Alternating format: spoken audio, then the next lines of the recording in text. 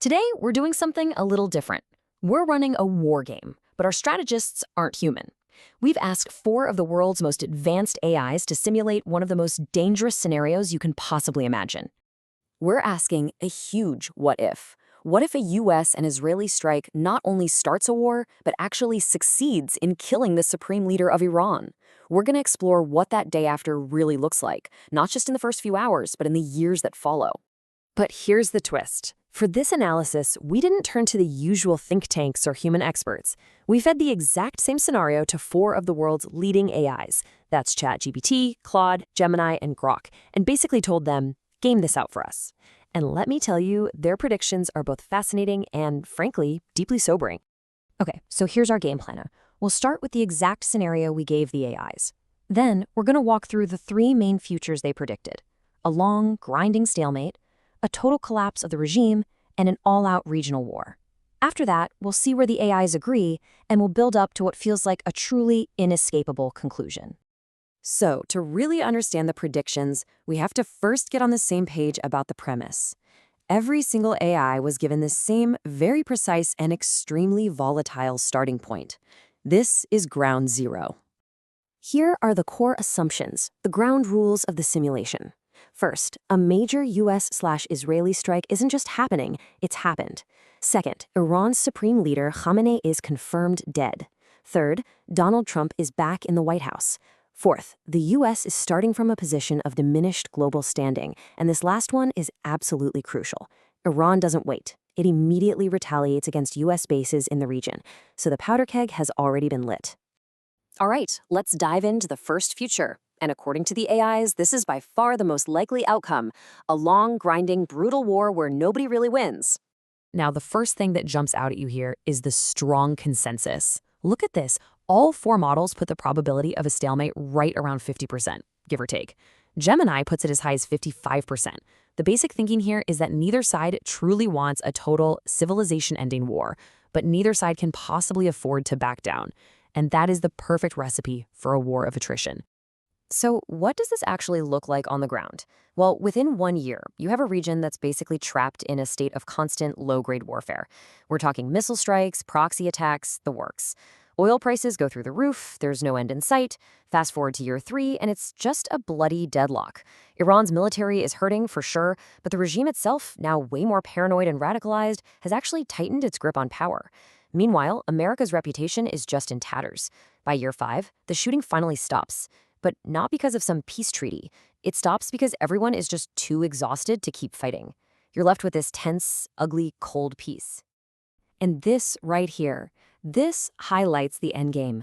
As Google's Gemini puts it so chillingly, Iran becomes a gigantic North Korea in the Middle East. It's isolated, it's paranoid, and it's now more determined than ever to get its hands on a nuclear weapon. But what if the regime doesn't survive?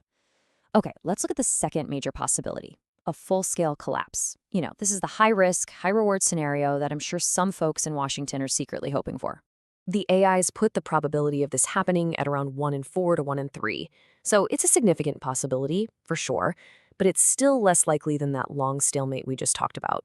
The logic here is that the decapitation strike, combined with all the internal pressures, just triggers a total implosion. But a victory like this, well, it looks absolutely terrifying.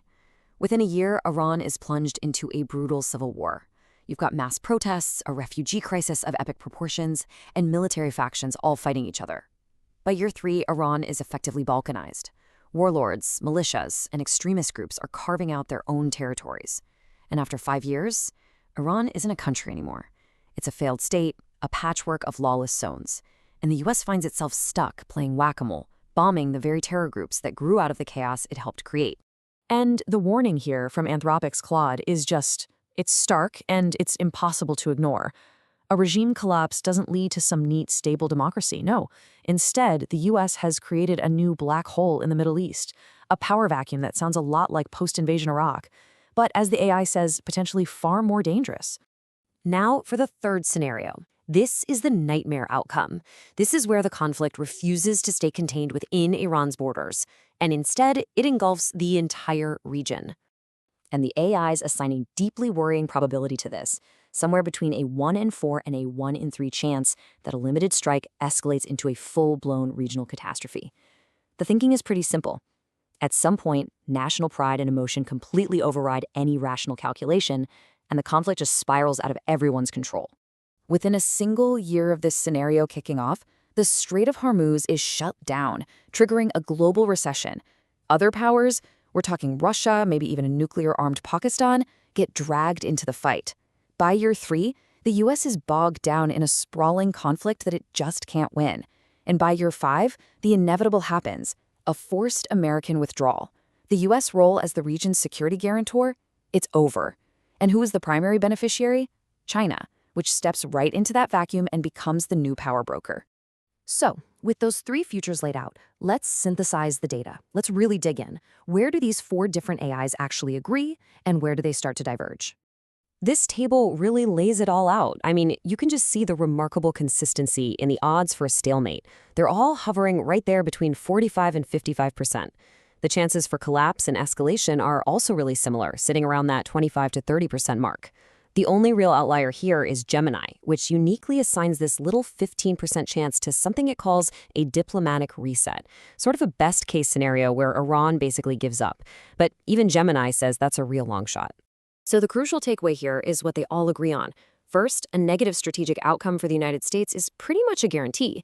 Second, killing the supreme leader completely backfires. It leads to radicalization, not moderation or reform. And third, the ultimate strategic winner in almost every scenario is China. They only really disagree on the details, the exact toughness of the Iranian regime, and whether any diplomatic off-ramp, no matter how unlikely, even exists. And all of this brings us to the final, and I think the most powerful takeaway from this entire simulation.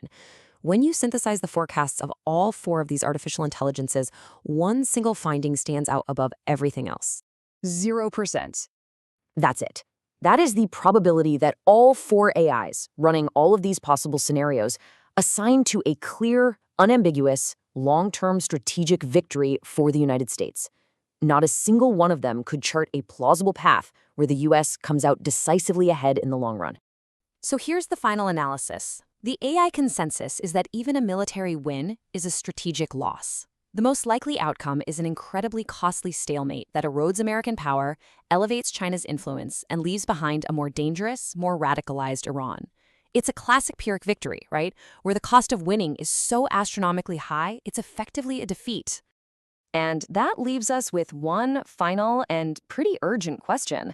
If 4 separate, non-human intelligences crunch all the numbers, analyze all the data, and conclude there are simply no winning moves on the board, what does that tell us about the wisdom of playing this game in the first place?